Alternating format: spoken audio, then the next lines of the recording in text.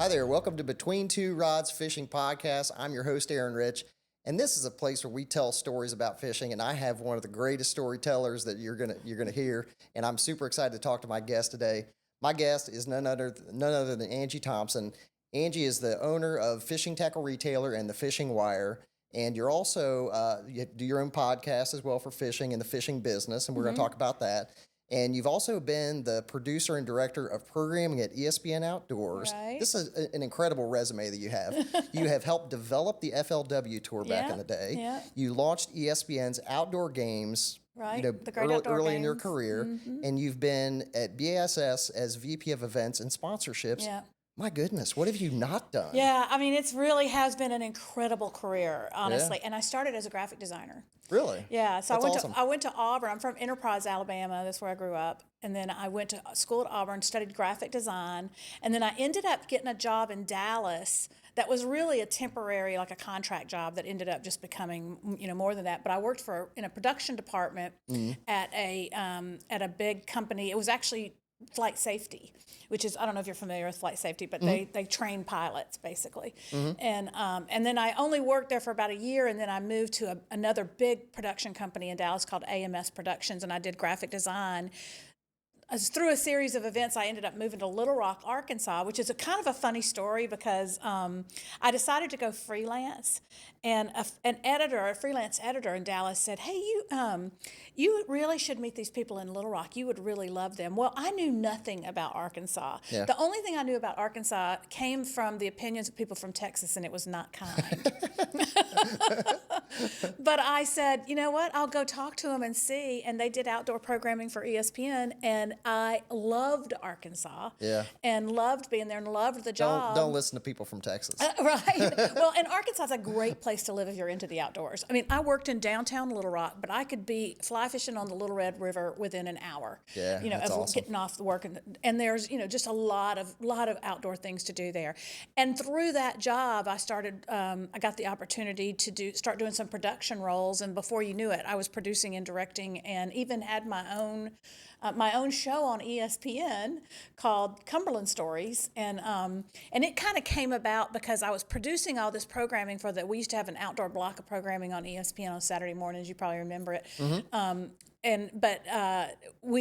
What happened there is a lot of the hosts of those shows, they ended up always going to the snobby places to fish, right? Yeah. Because that's why they were hosting the show. Yeah. Is they really wanted to go to all these incredible places. I don't blame them. But I would find that the greatest stories came from the not snobby places, right? Yeah, and sure. so I wanted to tell those stories, and in talking with the programming department at ESPN, they agreed with me that they thought it became too aspirational sometimes of what the programming was about. Yeah. And we needed some Americana. Some real stuff. Yeah. And so one of my first shows, I went crappie fishing with this 75-year-old guide on Lake Caddo in Texas, and he had lived there his whole life and fished out, and he sculled me around in a little canoe, and we fished for crappie and put them in a milk jug when we got done. Heck yeah. And, That sounds but awesome. he was the greatest. He was from Uncertain, Texas. Yeah. I mean,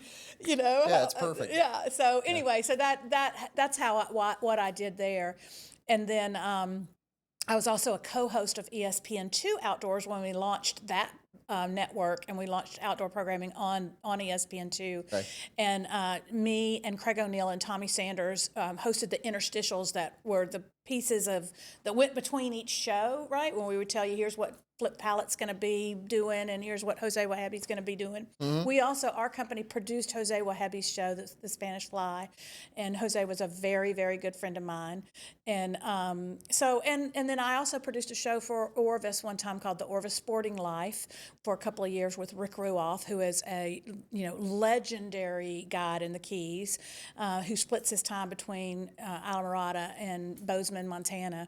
And so I've been a lot of places and done a lot of things. Then when I started working for Bassmaster, actually Jerry McInnes, who was our production company, he became one of the owners of Bassmaster when ESPN sold it. And then I sat in the same desk, but I went from programming developer to really business development at Bass when we were getting all that mounted up out of ESPN's network of business network. I mean, and putting all our own systems into place. Have you always loved fishing, or was this something that developed as your career developed? No, I grew up fishing with my dad. Yeah. And when you're from certain places in the South, where are you from, Aaron? I'm from Indiana originally, and then lived in Maryland a long time. And probably Indiana probably has some of the same culture, but in the South anyway, fishing is so much part of the culture. And my dad he really just wanted to have somebody to go with him, right? Most of the time he wanted somebody to paddle the boat, and I did a lot of paddling. But he'd be like, row me over there, Gotta have Angie. a good deckhand. Yeah, right. Yeah.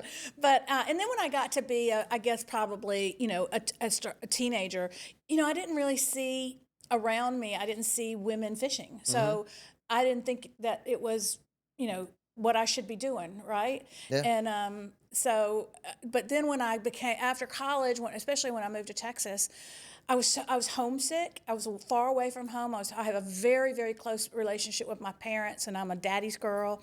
And it somehow would make me feel closer to him to go fishing. So that's awesome. Yeah. And then of course when I started working in the fishing world, then that's when I really realized the best people are in the fishing industry, the very best. Was there a moment where you kind of knew it was your calling? I think I kind of started figuring out I had a good place in that when I was working with ESPN. There was a programming developer or programming executive there named Bill Fitz who had done everything in sports. I mean, he directed the very first Super Bowl. He had really kind of pioneered instant replay, and he had done everything there was to do. He was older. He had been at ABC Sports forever, NBC Sports, CBS Sports, and when ESPN started in 1979, Bill went over there to work just because he'd kind of done everything, and he took the outdoor category because he was like, I can't really make a mark in the NFL anymore. Everything's done, right? There's very small things that can be done to improve that. But I can really improve this outdoor category because he had a lot of producers all around the country that were producing their shows, and they didn't know a lot about production. Bill really took me under his wing, and I think I realized when Bill would recognize and point out that I had a unique talent for storytelling and for visuals, and that I loved fishing, then that's when I realized that this is where I'd belong, and it just fits so naturally with me. No, that's amazing. Yeah, so much of fishing is storytelling, and I've said it before that like when I started doing bucket list trips and blogging and writing I write, I thought it was 80% about the fishing and 20% about the other stuff, but I couldn't have been more wrong. Right, exactly. It's 80% about the adventures we get in together and the people you meet along the way. And the fishing is like the cherry on top. I would have never expected that, but I've learned that through the journey. If you love nature and you have a curiosity about it, I tell people all the time, I've spent probably an above average amount of days in the outdoors, right? Especially for a woman. I spent just a lot of time in the outdoors, but every time I spend a significant amount of time outside, I see something I've never seen before. Yeah. And it's to the point now where I go once a year at least, sometimes multiple times a year, but once a year I go offshore with Billy Archer, with Captain Billy, with a group of friends from Enterprise. And so at the end of the day, they'll start saying, "Okay, Angie, what is it? What's your thing? Gonna happen? What's your thing you've never seen before?" But I can always come up with something. Sometimes it's like, I saw Marty catching a fish. I've never seen that before. Yeah.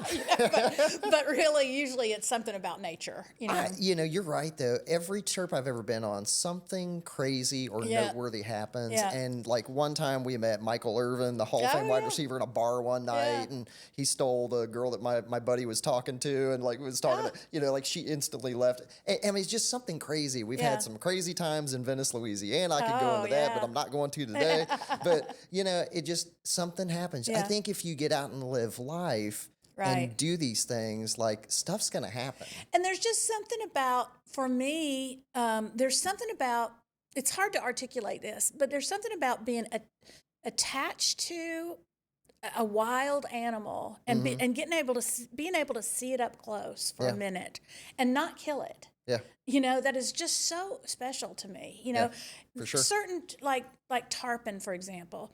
I don't know. You've probably heard this before, but Rick Ruoff taught me that the bigger the scale and the bigger the eye on a fish, the older the species is. So a tarpon has literally been a tarpon for thousands and thousands of years. They were probably around during the dinosaur years, right? And so when you catch a tarpon, which is special in itself, but when you get a tarpon up to the boat, you're looking at that thing going, my gosh, this is something that is unchanged through time. Yeah, it's a dinosaur. It's a dinosaur. It really is, and it's so incredible to be that close to it and be able. Not many people get to do that when you think about it. Yeah. Not many people get to do it. I think it's hard to appreciate that when we live in this rapid, crazy world that we live in. Absolutely. And I think that when you slow down life and you get out in nature, I think you just appreciate those things and you see the details. Right. And I've recently read the Lion Tracker's Guide to Life, and I don't know if you've ever read No, I that, but haven't. it is unbelievable, the story of tracking this lion and this guy who has gone into our world and he used to be a lion tracker,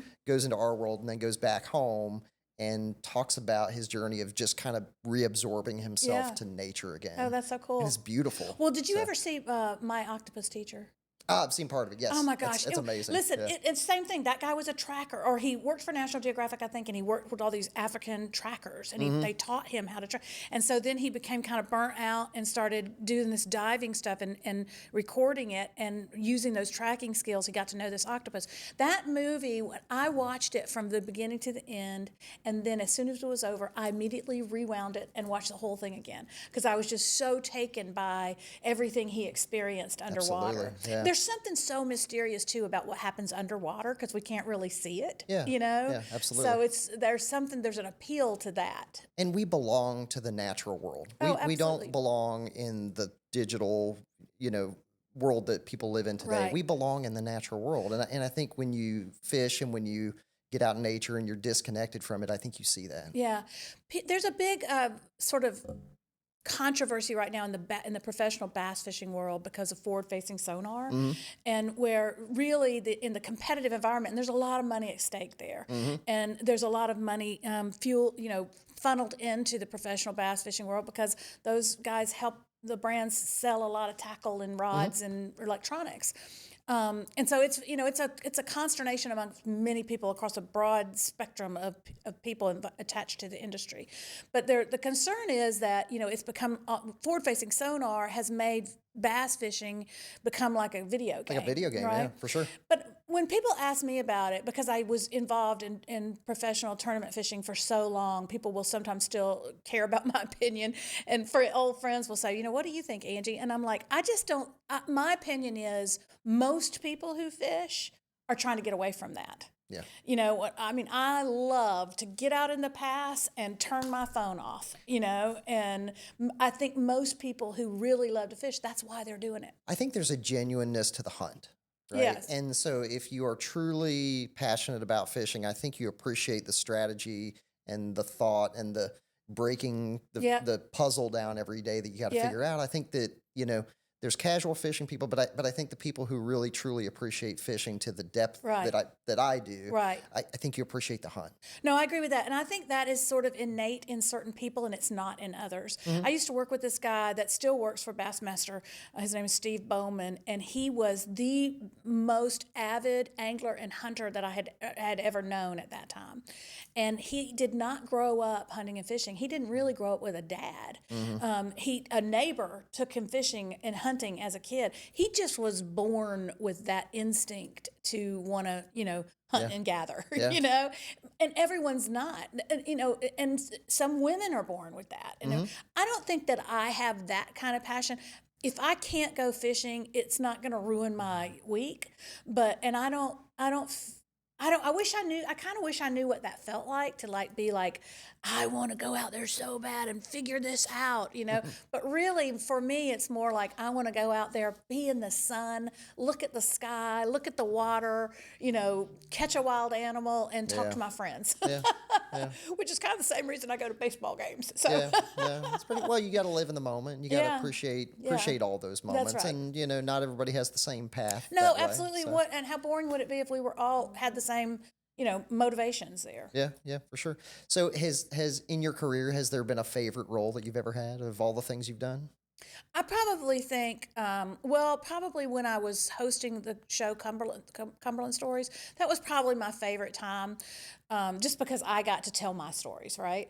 And the things that I found were interesting, which I thought were all, really great. I did some incredible things, had some incredible adventures. I was on the Great Salt Lake with at the Utah Game and Fish when we were banding waterfowl that were molting, like molting geese, and we'd go out on these like airboats, and they couldn't fly because they were molting, and we'd catch them. They'd try to dive in the water, and we'd catch them and pull them up, and they'd be flapping and going crazy. That sounds awesome. Yeah, it was great. I did a hummingbird. I can't remember what they called it, but they were banding. I had one of my sponsors was the U.S. Fish and Wildlife, and so I did a lot of stories that happened on federal land and projects that they did, and they would put up these or I can't remember. I think they were called mist nets or something. These real fine nets in the woods, and they would catch these hummingbirds in the nets, and then go out the next morning and determine. We'd band some of them, but we'd always also sex them, figure out what their gender was, and all this stuff. Just those kind of things that I thought were fascinating, and I was so lucky to get to get the chance to be part of that. Yeah, I bet. And then now I think what I do now is really one of my favorite times of my life, because I feel like everything that I did in my career leading up to this was getting me ready to do this. Yeah, So that's awesome. I bought Fishing Tackle Retailer magazine about 4 years. Oh no, it's not been that long. 3 years ago, and in the Fishing Wire. I had resigned from Bassmaster, and I had a lot of contacts in the industry. I just knew a lot of people in the fishing industry, and it seemed like it would be, silly to walk away from that. And this opportunity came to me. The guy who owned Fishing Tackle Retailer, used to work with me at Bass, doing sales. And I saw him at ICAST. This is a great story. I saw him at ICAST, and he had hired a friend of mine whose husband was involved in fishing I had worked with before, and he had died unexpectedly of cancer. And he hired his wife to do sales for him. And I saw him. I was at ICAST, and I was coming back to the hotel one night, and I looked in the hotel restaurant, and I saw Brian sitting at the bar by himself, and there was an empty chair next to him. So I just popped in, and I was like, "Hey, I just want to tell you that I really appreciate that you hiring Tammy, because most big media companies wouldn't have hired somebody that didn't have media sales experience. But I know you did it because of Joe. Yeah, and I know you that's did awesome. it for the right reasons. And I just want you to know that I see you, and I honor that, and I respect that so much." And he said, as we started talking, he said, "Angie, I'm 70 years old. I love Fishing Tackle and Retailer magazine, but I just can't do it anymore. I need to sell it." He goes, "I listen to your podcast. I read what you write. I know you have a heart for this sport, and I think you should buy this company from me." Yeah. And I knew immediately. It was really kind of a God thing, because I was trying to figure out what to do next. It was after COVID. COVID had kind of knocked the world off its axis. There it was in front of you. And Yeah. there it came, and it was like, that's it. And I didn't know how I was going to do it or how I would afford to buy it. It took me a long time. I had to get an SBA loan, which was very difficult, because bankers don't really understand media, Yeah, and they dang sure don't understand fishing media. Yeah. My banker kept saying, it's Angie, fairly, if it was a fairly tire unique store, as well. Yeah. huh? It's fairly unique Oh as well. yeah, he was like, Angie. The banker kept saying, if it was a tire store, we'd know how to. Yeah, they don't know how to handle that. Yeah, they were like, we wouldn't know how to do that. But anyway, I finally got him to trust me. Yeah. And it's been going great ever since. But Awesome. But so I feel like that, because I have a lot of my same clients, my same network of people, but I'm not competing with Bassmaster, because this is a trade journal. It's business to business. It goes to tackle shops. So I'm not competing with my friends at Bassmaster for the marketing dollars that they're trying to chase down. So it was really just perfect for me. And friends ask me sometimes, they'll say, how do you know that, what do you do all day? How do you know? And I'm like, really at the end of the day, when I think about it, I really just answer questions all day long. Yeah. But I know what the answers are. Yeah. I've been doing this for so long, that most of the time I know the answers. Well, So and you're right. Your career really set you on that path to Yeah. where, you are super prepared for what you're doing nowadays. Right. And this was a great media property for me because the prior owners were not really into the digital part of it. So it's got a lot of room to grow on the digital side. And really, all media platforms now are really just about content and how you gather and distribute content. And so, I've been doing that my whole career. So over the course of your career, how has storytelling changed and evolved to what it is today?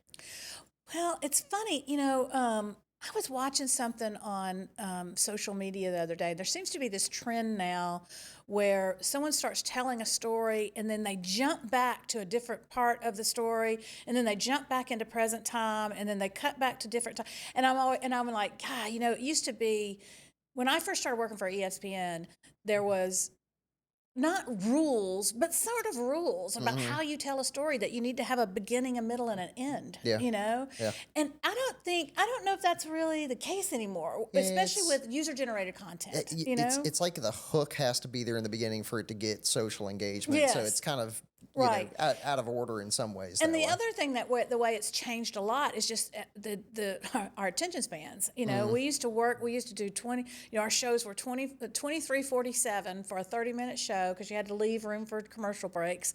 And so you sort of thought in that 24-minute increment of how your story was going to be told or how you were going to lay it out and tell it. And now it's like, you try to tell a story in 3 minutes. Getting somebody's attention span nowadays is a real challenge. It is crazy. And that's the world we live in. I deal with it on my digital marketing side all the time, that, holding somebody's attention for more than 30 seconds, very challenging. Yeah, it's unbelievable. I have people come to me now, customers. We have a lot of, what I love the most about what I'm doing now with the trade media is I get to work with a lot of the emerging brands that are just, they've invented something new, and they'll run a digital ad for the first time, and they want to throw everything in the kitchen sink into this ad, and I'm like, you've got about 3 seconds to get your message across, because when you think about your own habits of looking at digital ads, you just it's got to get you right then. You can't put 18 details in it. No, you definitely have to get them quick, and I think some of that's just being to the point and having call to actions that way. So and strong visuals. Yep, absolutely. Yeah, especially in fishing, because you got to grab somebody from an emotional standpoint. Right. Well, and also that I think one of the challenges with fishing is a lot of the imagery tends to be the same. So I'm always encouraging my clients to say, don't just always show the guy holding the fish, because that's what everybody else does. When I was at Bass, I was VP of events and sponsorships, and then I moved into become VP of sales, and I handled a lot of the non-endemic clients, like Toyota was my client, Budweiser, GoPro, Carhartt, Pepsi. And I think that the reason why I was really a natural to help those accounts was I could help them be relevant in the space and make sure they didn't do anything inauthentic, make sure the reel wasn't upside down or, those kind of things. But I could also help guide them with their storytelling. Yeah. And I think it's some of the best storytellers out there in the fishing world, and authenticity, what the word you just said is a key ingredient of that. And guys like Gerald Swindle and folks, I mean, people stand out because it's authentic. And I've had different videos that have gone fairly viral for different things, and I always like to tell people it's whenever I do dumb stuff, and it's like self-deprecating or it's something silly or funny and just irreverent that way. Well, that's the thing. That's how I am. Do you know Sean Lawless, the Lawless Tide? He has a YouTube channel. He lives in Santa Rosa Beach. Great guy. He has a really big following and has developed a lot of. I've known him for about 5 years, and I've helped given him some advice along the way. Not that he really needed any advice from me, but one of the things I think that makes him endearing and increases his following. You should have him on your show. Is he shows the misses? It's not all the hits. It's not all the great big catches. It's sometimes the blunders. I really screwed this up, and I think that is what people relate to, because we don't. And that was another reason why ESPN said, let's do these smaller stories, because we don't. I remember Bill Fitz saying, in all these shows, it's like I make 2 casts and then I catch a 120-pound tarpon, and he's like, I've never been on an actual fishing trip where something like that happened. Like that happens, yeah. But that's what you used to see on TV, right? Yeah. But I think people really relate to what we actually actually experience, which is a lot of times, The blunders, a yeah. blunder. Yeah. I'm extremely good at destroying a boat. And so my good friends over at Kramer Marine always take care of me and get me back up and running. And sometimes I forget to put gas in a boat, and that only happened one that's time. important. But they don't scold me when I do something stupid. That's important. That's great. Yeah. But I do think that's what viewers want to see. They want to see the wins and the losses. I think with AI becoming such a thing nowadays too, that authenticity is going to become increasingly more important because people are going to crave real. Yeah, and you can see AI. Yeah. You can spot it. I can spot it in writing. I can spot it in video. You can just see it. And I know it's going to become better and better, but I don't think AI will ever be able to convey a real, authentic experience in fishing, because the things that happen that make it special, you would have never dreamed up. It's unpredictable. Yeah, unpredictable. You would have never predicted it to happen. Yeah, absolutely. So, well, let me ask you a question. So, is there something that you've learned in your career that you don't think you could have learned if you weren't in the fishing industry? That's an interesting question. I don't think anyone's ever asked me that before. And I'm not sure that this really answers that question, but one of the things that I've always really believed was that if I could be part of helping someone experience the outdoors, I think it would improve their life. And I don't think that until you do it, I don't think you realize how much it can improve your life.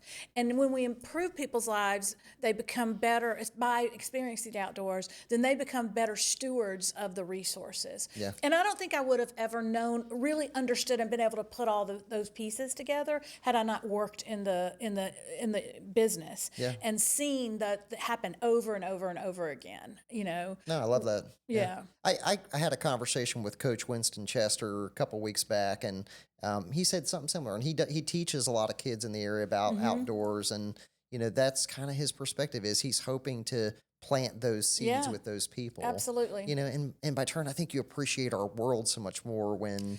Oh my gosh, you appreciate that. If you have gone in a stream and turned over rocks to see what bugs were under there, to figure out what fly to put on your line to throw at a trout, even if that only happened to you when you were 14 in Scouts or something like that, when you become a city council member and they're talking about the water resources in your town, you have a different connection to those water resources, and that's really important. Yeah. To the rest of us. Yeah, for sure. That's amazing. Yeah. When you've gone through your career, and I know you've blazed a trail for women in the industry, has there been a moment where you had to fight for your place? Oh my gosh, there's been so many moments. Yeah. Is there a particular one that stands out? It's funny. Kathy Fennell is I think she's the CEO of FLW now. And Kathy and I sort of started at the same time, especially when we were developing the FLW Tour together. She worked for Operation Bass, which was a tournament fishing organization that we partnered with when ESPN 2 came to us and said, we want a tournament series on ESPN 2. We want a competitive fishing product on ESPN 2. So we went to our friends at Operation Bass and also Ranger Boats and said, hey, can we put this together and let's try to work together. So for a lot of years, me and Kathy were at these big, conference room tables, and we were the only two women there, right? Yeah.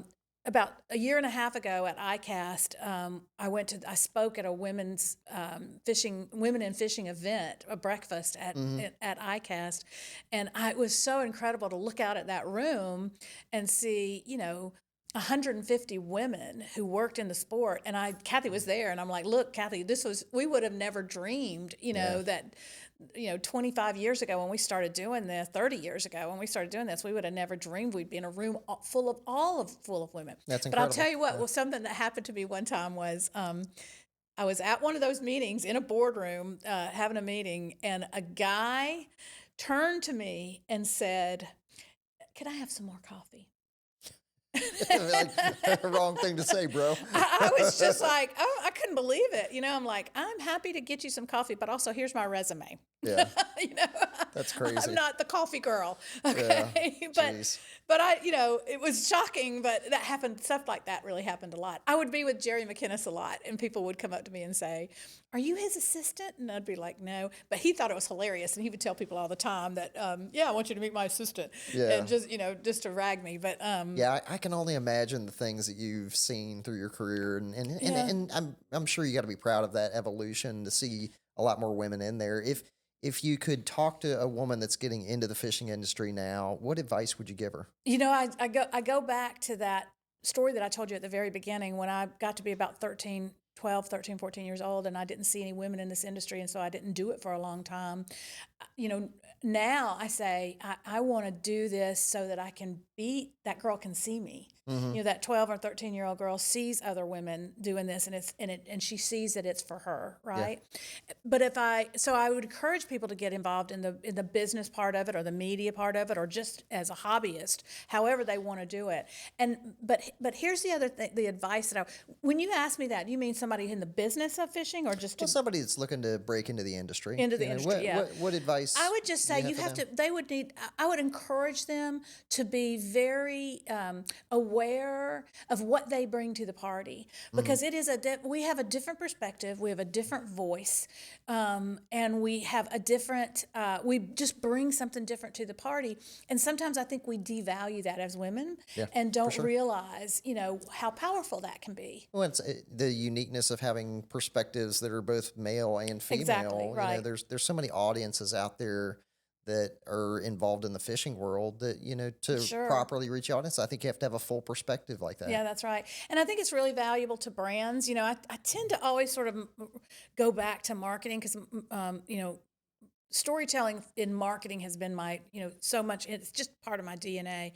And even now, I do content for tackle shops, but really my content, when I think about it, I think about how we are, everybody's trying to sell something. I don't care what you do. You're trying to sell something, even if you're a stay-at-home mom, you're trying to sell the peanut butter and jelly sandwiches to the kids, You will eat this. Yeah, right. Let me show you how attractive this is. Yep. But so we're all kind of in the business of sales, right? And I think about that with these businesses out here that are trying to make decisions about how to reach their customers. They need to hear women's voices. Yeah, they need to know what the women's perspective is. Well, and that's cool that you're now somebody that they're looking up to, because you have a proven, track record of being in the industry and you've done incredible things. Yeah. Now you're the one giving that advice. Yeah. That's pretty awesome. It's pretty cool. Listen, I used to spend some time with Mary Ann Martin, who was Roland Martin's wife. They ended up divorcing, but when they were young and he was just getting started in tournament fishing, she wanted to fish as an amateur, and I don't remember what they called them back then, but you'd have a pro and then an amateur in the boat with you. And she went to Ray Scott and said, "I want to sign up as an amateur." And he said, "You have to go to. I will let you do it if you go to everybody that's enrolled, that's in the tournament, who's signed up for the tournament, and ask them if it's okay with them."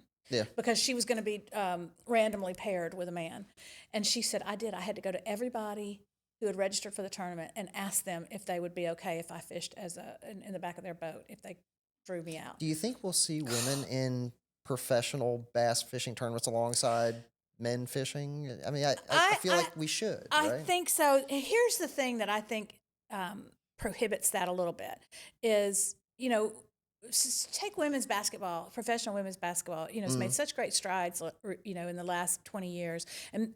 But a lot of that is because of Title IX, because women started getting quality coaching at a young age, and they stay with it. Most women, like me, and I think that it's still true to some extent broadly, not everybody, but, I stopped fishing between the ages of 12 to 22.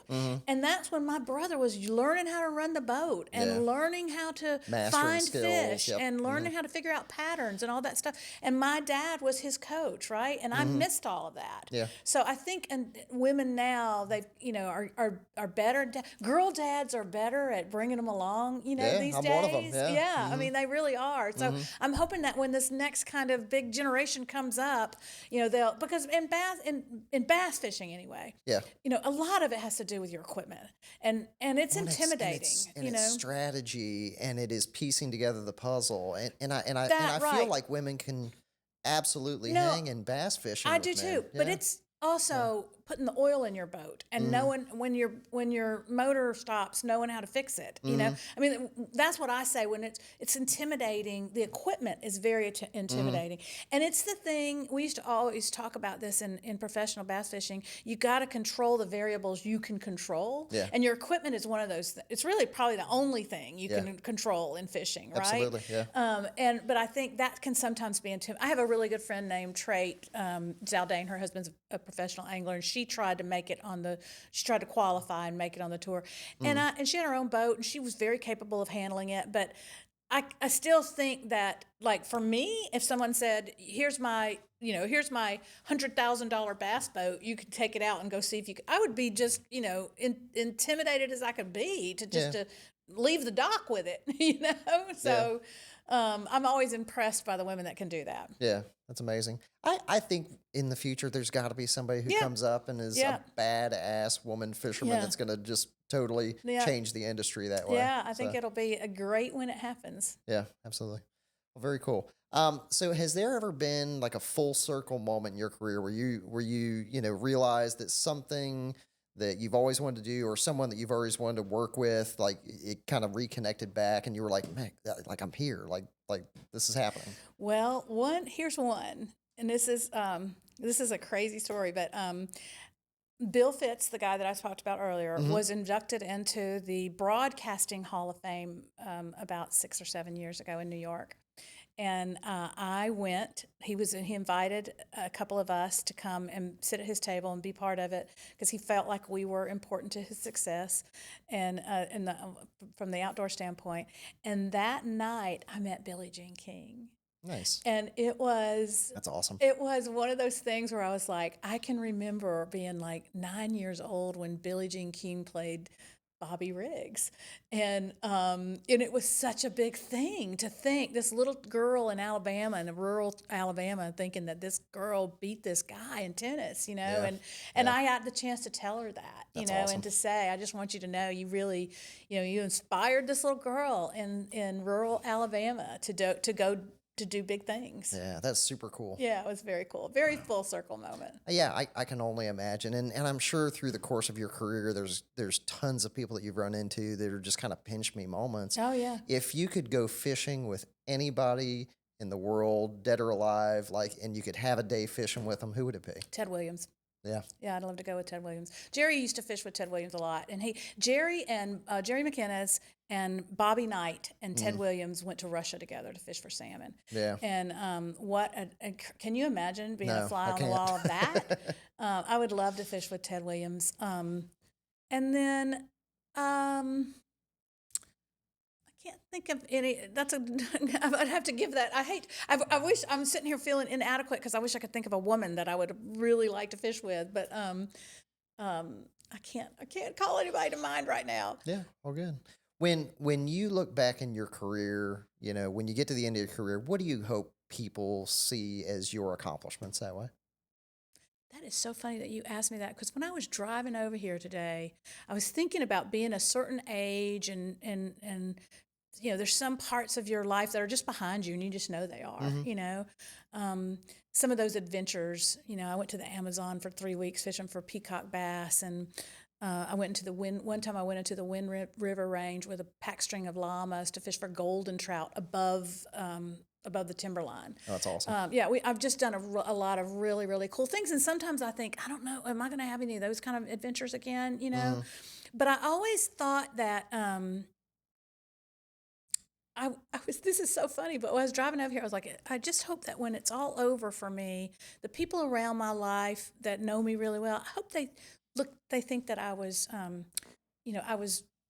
I did what I wanted to do. You know what I mean? I did my own it your thing. way. I did it my way. I hate to say that. It sounds so trite and corny. I wish I had a more eloquent way to say it, but I did what I wanted to do. I think it's easy to get caught up in doing other things that people want. But Yeah, I think sure. truly finding your path, and we talked about that Lion Tamer's book, or Lion Hunter's book earlier.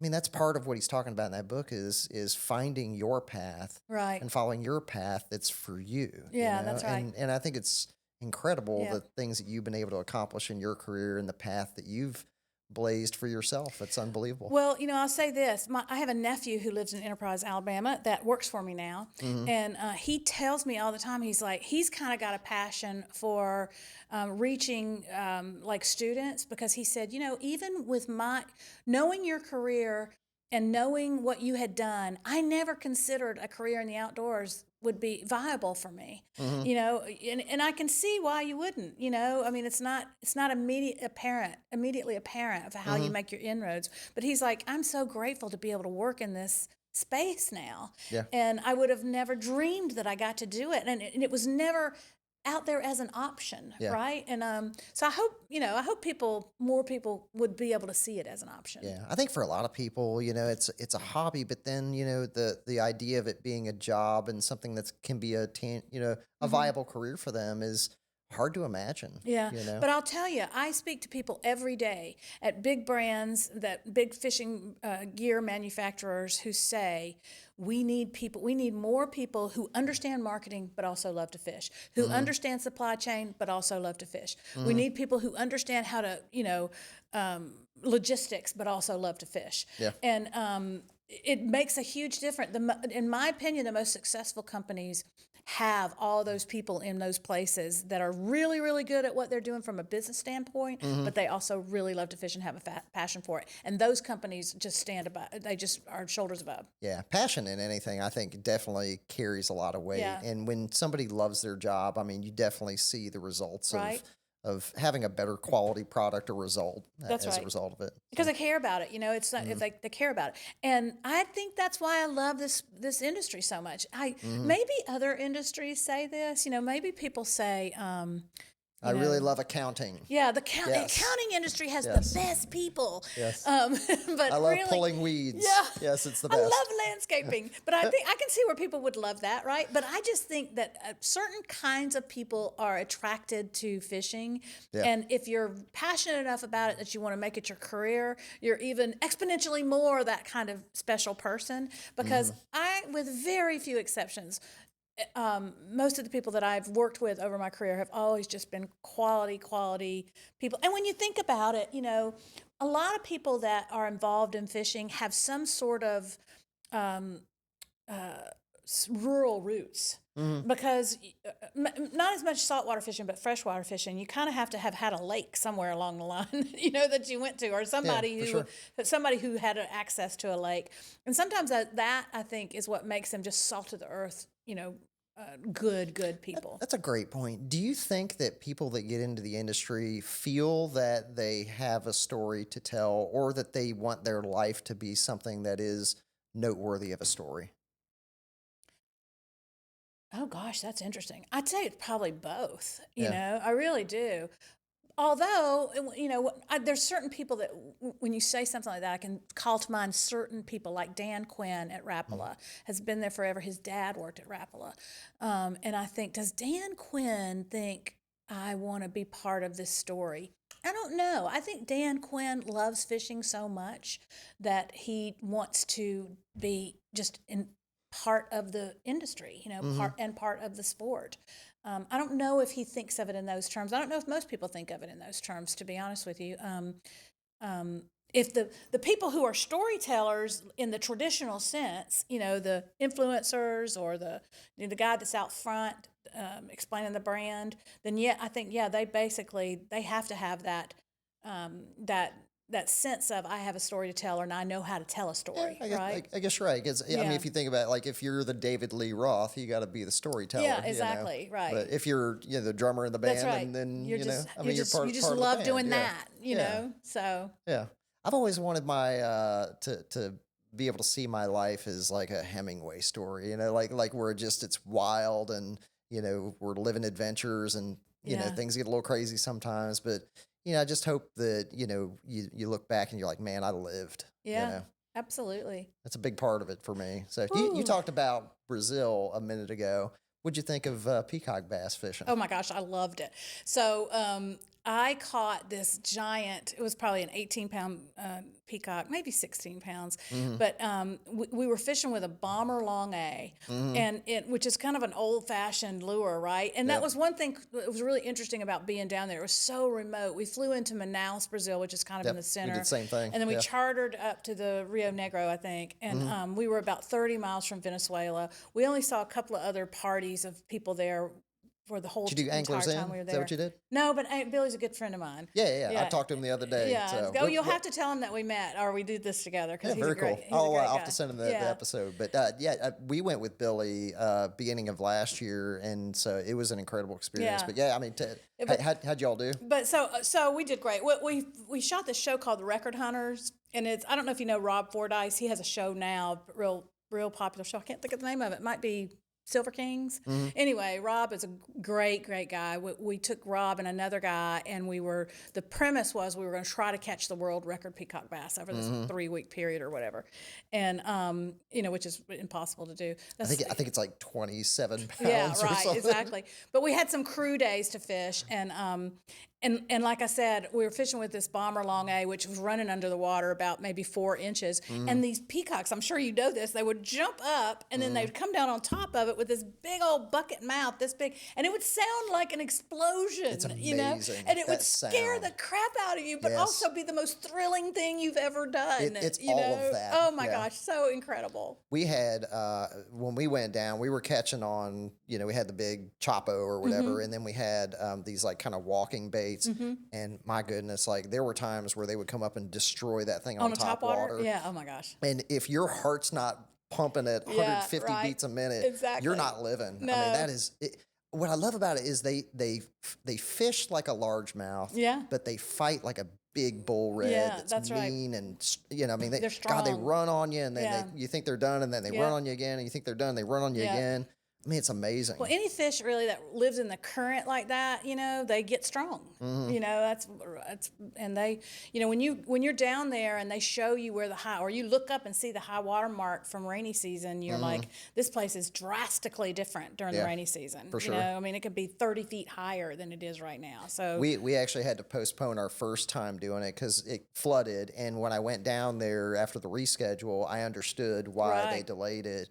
Because my goodness, if that water goes up to the levels that you're talking about, where you can see the marks on the trees, like there's no way you could fish. No, right? Oh my gosh, no. Well, and everything in the Amazon is like, everything living down there is designed to hurt you in some way. Yeah. They said that. They said everything in the jungle can kill you. Yeah, that's right. It's all designed to hurt you. So we would fish back in these little backwaters where it would have this little trickle of a creek, maybe 5 or 6 inches literally of water, where had been flooded during the rainy season, and then when the waters dropped it, and they were just pristine, and really sort of untouched.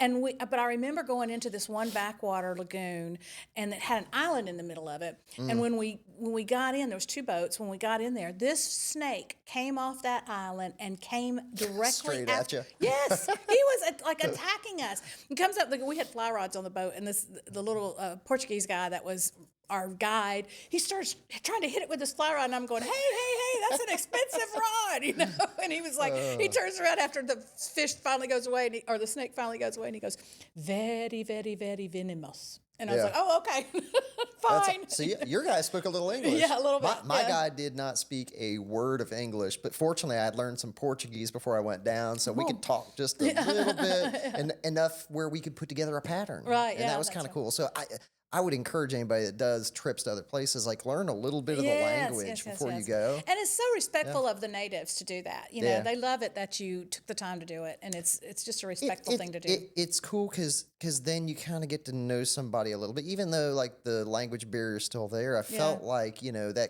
kind of creates a bond between us and our guide and stuff, and we fished them with them all week. And by the end, man, we were buddies. Buds, right. And I loved going to Brazil, and I loved going to Costa Rica. I love going to Central America. In fact, I like going to Europe as a tourist, but if I had to choose, I would say I would rather go to a tropical jungle country than just because I just love it there. Is there a bucket list destination for fishing that you think somebody should go to that you've seen? I want to go to New Zealand. I really want to go to New Zealand, or like down to Patagonia to fly fish. Those 2 places What would you want to catch there? Trout. in both places. You know, Alaska, I've fished for salmon in Alaska. It is sublime. Yeah. I mean, it's It's the most beautiful place I've ever seen. It's the most incredible. I wish every American could see Alaska. I think it's indescribably beautiful. Oh Like my gosh. I have a hard time putting it into words how amazing it is just to be there. And then the fishing is off the charts Yes. good. Like it's stupid. hard to fathom It's how awesome it stupid is. fishing. Yeah. I mean, we were fishing for salmon there one time, and I was with a bunch of guys from Australia and New Zealand. I also worked on the Steel Timber Sports Show, which is the lumberjack competitions. I don't know if you remember seeing those. Yeah, for sure. And we'd have a lot of guys lumberjacks come up from Australia and New Zealand, because our summer was their winter, and they would come up here to compete. And we were in Alaska doing a timber sports show one time, and I went fishing with a bunch of these guys, and we were fly fishing, and we ran out of the flies. We didn't have any; they'd been broken off. And I literally walked up into the woods and got a piece of that purple, pink tape that they'll put on trees to mark a tree. Broke it off, tied a piece of purple tape to my fly, and kept fishing and caught fish. Called it. Yeah. but that's just how plentiful it was during that run, right? Yeah. But I mean, that's an experience that, like, the Amazon is beautiful in its own way, and being there and experiencing that is incredible in its own way. But Alaska is so different because it's ours, and it's like, and here's the other thing that's really special about fishing. When you travel, like I've fished a lot in the Northern Rockies in Montana and Wyoming. In fact, I'm going to Wyoming next week. When you travel around in these beautiful vistas, Paradise Valley in Montana comes to mind, where the Yellowstone River comes out of the park and goes up and joins the Missouri. And it's a beautiful, beautiful valley. It's spectacular. And when you're driving through there as a tourist, you may drive over the river, and you may stop and look to see if you see any fish, and then you move on. But when you go and you fish, you stand in one spot or you float down the river. It's slow. You see things that those people in those cars will never, ever see. Yeah. And you sense the place, you feel the place in a way that you just can't feel from driving through it. Yeah. And Alaska's the same way. There's a lot of people that go to Alaska and, they go on a cruise, and hey, I'm glad they do, and it's great. But if you're going to Alaska on a cruise, I highly recommend get out that there you and experience. go take a fishing trip. Yeah. You'll see incredible things. Yeah. I swear to you, if any of y'all are listening to this, and if you have not been to Alaska, you have to make a trip at some point in your life. If you love outdoors and you love fishing, I swear to you, there's no greater place in the world. No, Yeah. it really isn't. It's really, really special. And like I said, it's really special that it's ours. Yeah, and it's ours. Yeah. My friend that runs a lumberjack show there in Ketchikan, which Ketchikan is kind of the first cruise stop for the cruise ships that come out of BC or Seattle. And he said the most common question that he gets when tourists get off the boat is, they say, "Do y'all take American money here?" And because it looks so different, but it looks so different. Yeah, it looks sure. different from any place in the States, right? Yeah, Even the for sure. architecture's different. It kind of looks Russian. And but yeah, it's a very, very special place. Yeah. That's awesome. Yeah. Angie, I feel like I could talk to you for hours. I know. Right? Is it over? Are we done? And yeah, we unfortunately are out of time today, but it has been an incredible conversation with you. I hope we get to talk again Well, thank soon you. I sometime. appreciate you having me, man. Really appreciate you being here. And thank yeah, you it's for a lot all of you fun. do for fishing and outdoors and the people that you touch on in your life. Well, I thank you for saying that. I don't feel like I really do much, but I appreciate you, Well, making that up. you certainly touch a lot of lives. And just like the folks that you mentioned during your time, influences on people, sometimes I don't think that you realize what kind of influence you have on people, and we don't always say that, but I appreciate all the things that you've done. Thank you for being here today. Thank you so much. Yep. And y'all, that's another one of the live whale hooper for Between Two Rods. And if you've enjoyed the episode, please smash that like button and follow button. And whether your adventures end up in a trophy catch of a lifetime or a bird's nest of misadventure, just get out there and experience life. You're never going to regret it. Thanks for tuning in.